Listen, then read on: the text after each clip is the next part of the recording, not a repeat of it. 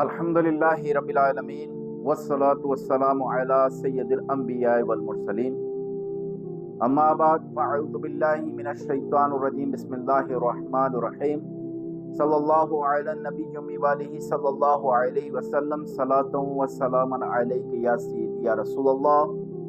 ناظرین، آج جو ویڈیو بنانے جا رہے ہیں وہ ویڈیو ہے کہ روحانیت کو کس طرح بڑھایا جائے، اور جس شخص کی روحانیت بڑھی ہوتی ہے، جس شخص کی روحانیت زیادہ ہوتی ہے، اس پر جادو کا اثر آسانی سے نہیں ہو سکتا۔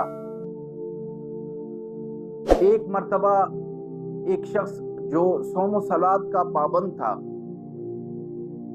اور رات کو تلاوت کیا کرتا تھا، دن کو روزہ رکھا کرتا تھا اور دن بھر وہ باوضو رہتا تھا، تو ایک جادوگر نے اس کے اوپر جادو کیا۔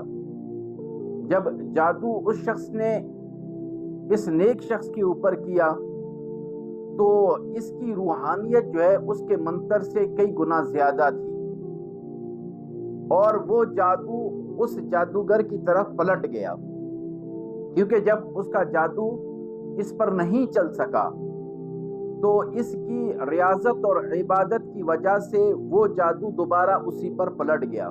اس جادوگر کو بہت زیادہ نقصان ہوا اور وہ بیمار ہوا، تو اسے اپنے گرو کے پاس جا کر اپنا علاج کروانا پڑا۔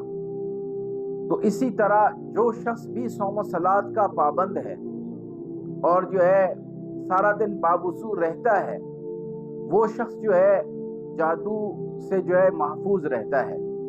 جو زیادہ تر لوگ جن کے گھر میں شیاطین ہیں اور جادو کے اثرات ہیں، وہ لوگ زیادہ تر دین سے دور ہیں، اور ان کے گھر میں کوئی ایک شخص بھی نماز پڑھنے والا نہیں۔ اگر تمام افراد نماز پڑھ رہے ہوں، صرف ایک شخص ہے جو نماز نہیں پڑھتا، اس کی نحوست پورے گھر پر وہ آ جاتی ہے۔ اس کے سبب سے اس کے گھر میں بے برکتی اور بے راروی اور دیگر چیزیں اس کے گھر میں داخل ہو جاتی ہیں۔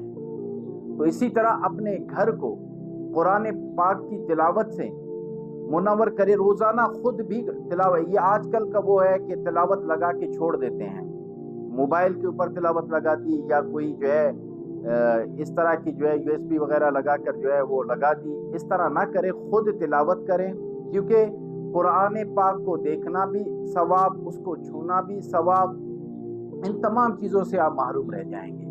خود تلاوت کیا کریں۔ رب تعالیٰ سے دعا ہے کہ رب تعالیٰ میں صحیح معنی میں نماز پڑھنے اور صحیح معنی وظائف پڑھنے کی توفیق عطا فرمائے۔